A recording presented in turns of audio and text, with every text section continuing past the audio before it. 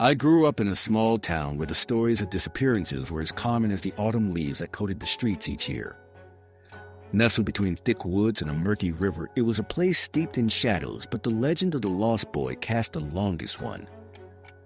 They say he was a cheerful child who loved to explore. One summer evening, he wandered into the forest, and unlike other children who returned with tales of adventure, he vanished without a trace. Years went by and his name faded from lips, yet on foggy nights when the moon hung low, parents still warned their kids to stay close.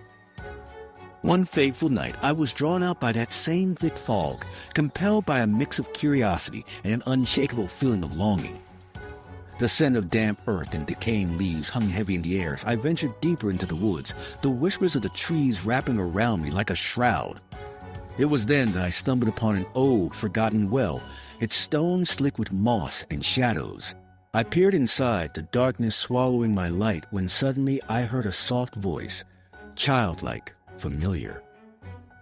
"Help me," it echoed. Chills ran down my spine, but I felt an unsettling pull. Leaning closer, the ground shifted beneath my feet, and I felt my sanity teeter on an edge. My heart raced as the voice called again, softer now, as though it was closer. I called out, desperate. "Where are you?" That was my mistake. The air around me thickened, and a cold gust extinguished my candle. I stood in absolute darkness, the silence pressing in. Then I heard it, a small, disjointed laugh that echoed from above the well, harmonizing with the rustle of the leaves. "Play with me," it whispered, a cold chill washing over me, freezing my blood. In that moment, I understood. The lost boy had found me.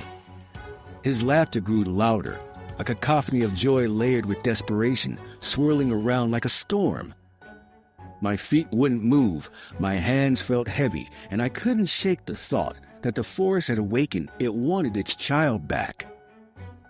But I was only a visitor, and it wasn't time for me to join their game. I broke free from the spell, sprinting back through the trees, the laughter ringing in my ears. As I reached the safety of my home, I dared to glance back.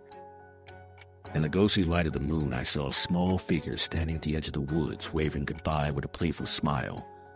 That night, I learned that some stories were never meant to fade. The lost boy was still waiting, still watching, and I could never unhear his haunting call.